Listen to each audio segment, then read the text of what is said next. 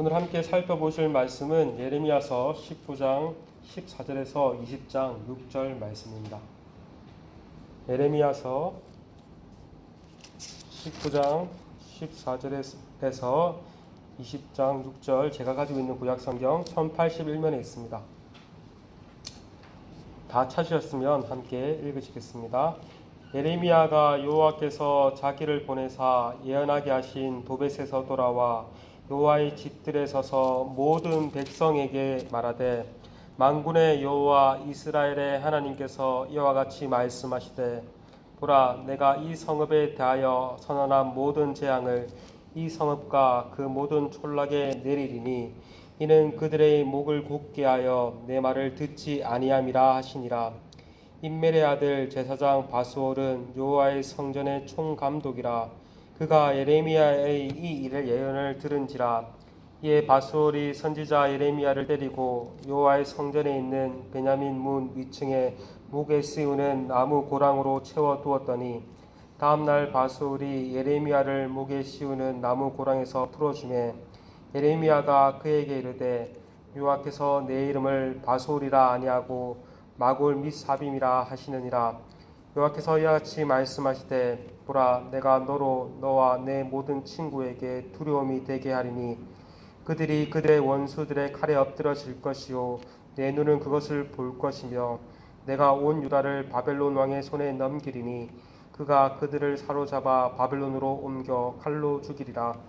내가 또 이 성읍의 모든 부와 그 모든 소득과 그 모든 기중품과 유다 왕들의 모든 보물을 그 원수의 손에 넘기리니 그들이 그것을 탈취하여 바벨론으로 가져가리라. 바소라, 너와 내 집에 사는 모든 사람이 포로되어 옮겨지리니 내가 바벨론에 이르러 거기서 죽어 거기 묻힐 것이라. 너와 너의 거짓 예언을 들은 내 모든 친구도 그와 같으리라 하셨느니라. 아멘. 도벳에서 예언을 마친 예레미야는 여호와의 집, 곧 성전이 있는 예루살렘으로 돌아왔습니다. 하나님께서는 예레미야에게 여호와의 집들에 서서 모든 백성에게 선포하라고 말씀하십니다. 여호와의 집의 뜰은 성전의 뜰을 가르치죠. 그 성전의 뜰은 많은 사람들이 제사를 드리기 위해 드나드는 곳이었고 제사장이 임무를 수행하는 곳이었습니다. 하나님은 선지자 예레미야에게 그곳에서 모든 백성들에게 재앙을 선언하라 말씀하십니다. 15절입니다. 만군의 여호와 이스라엘의 하나님께서 이와 같이 말씀하시되, 보라, 내가 이 성읍에 대하여 선언한 모든 재앙을 이 성읍과 그 모든 촌락에 내리니 이는 그들이 목이 곧게 하여 내 말을 듣지 아니함이라 하시니라. 하나님께서는 모든 재앙을 이 성읍과 모든 촌락에 내리시겠다고 말씀하십니다. 그런 뒤에 재앙을 내리시는 이유에 대해서도 덧붙이시죠. 이는 그들이 목을 곧게 하여 내 말을 듣지 아니함이라고 말씀하십니다. 이처럼 유다는 목이 곧은 백성이었습니다. 목이 곧다라는 말은 목이 매우 단단하다는 말입니다. 이 말의 본래의 뜻은 멍에를 지지 않으려고 완강하게 거부하는 항소를 의미했습니다. 완강한 한소와 같이 유다 백성들 또한 완강하게 하나님의 말씀을 듣기를 거부하였던 것입니다. 유다는 하나님의 백성으로서 하나님의 말씀을 듣고 하나님의 말씀을 따라 살아야 했습니다. 그것이 그들이 사는 길이요 복됨을 누리는 길이었습니다. 그러나 그들은 하나님의 말씀을 완강하게 거부했습니다. 선지자를 통해 하나님은 끊임없이 말씀하셨지만 그들은 끝까지 끊임없이 하나님의 말씀을 거부했습니다. 다만 어떻게 행동했습니까?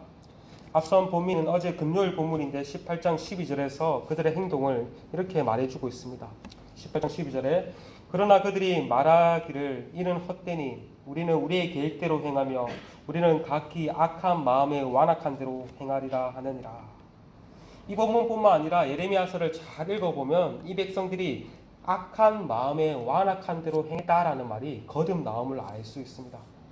그들은 하나님의 말씀을 헛되다고 여기고 자신의 계획대로 자신의 마음대로 행동했습니다.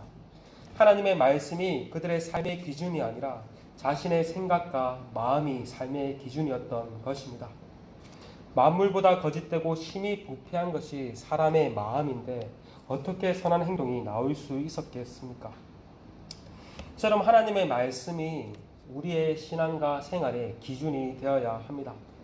하나님의 말씀을 기준으로 우리는 살아야 합니다. 날마다 우리의 생각을 하나님의 말씀 앞에 복종시켜야 합니다. 바라기는 오늘 하루도 우리의 뜻을 하나님의 말씀 앞에 복종시키며 하나님의 뜻을 따라 살아가는 은혜가 우리 가운데 있기를 소망합니다. 오늘도 특별히 기도할 때 정말 하나님 내 뜻대로 기도하는 것이 아니라 하나님의 뜻에 따라 살 수 있기를 기도하는 은혜가 있기를 소망합니다.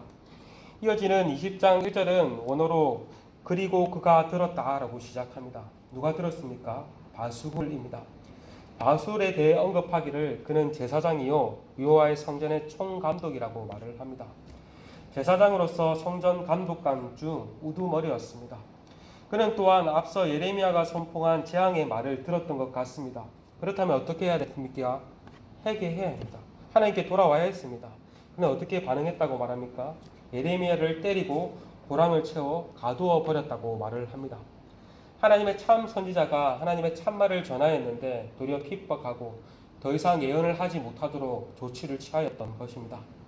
오늘 본문 20장 6절을 통해 알 수 있듯 바수울은 거짓 예언을 하고 다녔습니다. 어떤 거짓 예언을 했는지 오늘 본문은 말을 하고 있지 않지만 앞서 우리가 예레미야 선지자를 통해서 거짓 선지자들의 말을 조심하라고 한 것을 통해 알 수 있듯 바수울은 백성들에게 평강하다 평강하다 평강하다 외치며 평강을 외치고 다녔을 것입니다. 뿐만 아니라 이것이 여호와의 성전이다 여호와의 성전이라며 성전이 있는 한 안전할 것이라 외치고 다녔을 것입니다. 이렇게 자신은 평강과 구원을 전하였는데 예레미야가 재앙과 심판을 선언하니 가만히 있을 수 없었던 것입니다. 자신의 거짓이 들통날 것이 두려웠던 것입니다. 그런데 다음날 어찌된 일인지 바술은 이내 예레미야를 풀어줍니다. 그래도 최소한의 양심은 있었던 것 같습니다. 그러자 예레미야는 바술을 향해 담대하게 하나님의 말씀을 선포합니다. 3절 하반절입니다. 예레미야가 그에게 이르되 여호와께서 내 이름을 바술이라 아니하시고 마골 및 사밥이라 하라 하시느니라. 먼저 여호와께서 바술의 이름을 뭐라고 말씀하십니까? 마골 및 사밥이라고 하시겠다고 말씀합니다. 이 마골 및 사밥이라는 말의 뜻은 사방에서 오는 두려움이라는 뜻을 가지고 있습니다. 오늘 본문을 포함하여 예레미야에서 5번 정도 나오는데 오늘 본문에서만 마골 및 사밤이라고 원어 그대로 번역했고 나머지 본문에서는 사방의 두려움이 사방에 있다라고 번역을 했습니다. 이어지는 4절에서는 마골 및 사밥이라는 이름의 뜻의 해석이 나옵니다. 하나님께서 바술과 그의 모든 동료들에게 두려움이 되게 하시겠다고 말씀하십니다. 여기서 두려움이 마골입니다. 바술의 예언을 듣고 그를 따르던 그들의 모든 친구들이 원수의 칼에 엎드러지게 될 것이고 바술은 두 눈으로 그것을 보게 될 것입니다. 뿐만 아니라 여호와께서 온 유다를 바벨론 왕의 손에 넘기시고 그들을 바벨론으로 옮겨 칼로 죽이겠다고 말씀하십니다. 평강과 구원을 외친 바술, 그것을 따라 섬겼던 그들의 동료들이 그 예언당과는 정반대로 완전히 심판을 당하게 될 것입니다. 그들에게 사방의 두려움이 임하게 될 것입니다. 그런데 이렇게 사람만 죽임을 당하고 바벨론으로 넘겨지는 것이 아니었습니다. 5절을 보니까 유다 모든 성읍의 부와 모든 소득과 모든 기중품과 모든 보물들 또한 원수의 손에 넘기시겠다고 말씀하십니다. 여기서 모든이 계속 강조되고 있죠. 원래 이 모든 것들은 하나님께서 유다 백성들에게 주신 복됨이었습니다. 그러나 그들이 하나님의 말씀에 불순종하자 하나님의 언약을 깨뜨리자 그 모든 복들을 하나님께서 그대로 거두어 가십니다. 젖과 꿀이 흐르는 복된 땅에서 하나님이 주신 복을 누리고 충분히 복된 가운데 살 수 있었지만 그들은 하나님의 말씀에 불순종함으로써 더 이상 그 땅이 복된 땅이 아니라 그들은 이방 땅에 쫓겨나게 될 것이며 그들의 모든 재산들이 이방의 민족의 것이 될 것입니다. 더 이상 그들은 그 복됨을 누릴 수 없게 된 것이죠. 6절에서는 바술 또한 그의 온 집안 사람들과 함께 포로로 끌려갈 것이며 바벨론에서 죽어 묻히게 될 것이라고 말을 합니다. 이것이야말로 거짓 예언자와 그를 따르는 자들의 결말인 것입니다. 예레미야 선지서 오늘 본문을 볼 때 예레미야 선지자처럼 당장 하나님의 말씀을 따라 행동하면 고난을 받을 수 있게 됨을 보게 됩니다. 불신 세상은 하나님의 말씀을 거부합니다. 하나님의 말씀을 따라 살아가면 세상 사람들이 인정해주고 박수 쳐주고 좋아할 것 같지만 꼭 그렇지도 않습니다. 오히려 성경은 여러 가지 환난과 핍박과 어려움을 당할 수도 있다고 말을 합니다. 왜냐하면 어둠은 빛을 싫어하기 때문입니다. 반대로 세상의 소리, 즉 다술의 거짓 예언을 듣고 살아가면 평안할 수도 있습니다. 그러나 그 모든 것들이 다 일시적일 것입니다. 성도의 고난이 영원할 수 없고 거짓 평안함이 영원할 수 없습니다. 모든 것이 역전될 날이 올 것입니다. 그것을 잘 보여주는 성경이 에스더서가 아닙니까? 유다 백성들은 하만의 음모에 의해 말살될 뻔하였지만 오히려 상황이 역전되어 원수 하만이 그의 가족과 함께 심판을 받게 되고 유다 백성들은 구원을 얻게 됨을 에스더서를 통해서 우리는 살펴볼 수 있습니다. 마찬가지로 성경의 마지막 책인 요한계시록 또한 성도는 원수에 의해 고난을 당할 수 있지만 마침내 원수의 세력들이 완전히 심판을 당하게 되고 성도는 승리하게 될 것을 성경은 말하고 있습니다. 우리가 성경에서 이렇게 일관되게 말하고 있는 이 사실을 믿는다면 성도로서 살아가면서 당하게 되는 고난을 넉넉하게 이길 수 있을 것입니다. 니느웨 선지인 모세와 같이 하나님의 백성과 함께 고난받기를 잠시 제약을 누리는 것보다 더 좋아할 수 있게 될 것입니다. 바라기는 오늘 하루도 헛된 평안을 약속하는 세상의 소리에 귀 기울이지 아니하고 참된 평안을 약속하시는 하나님의 말씀에 더욱 귀 기울임으로써 하나님의 말씀을 따라 살아가는 그러한 은혜가 우리 가운데 있기를 간절히 소망합니다. 지금 함께 말씀을 붙잡고 기도했으면 좋겠습니다.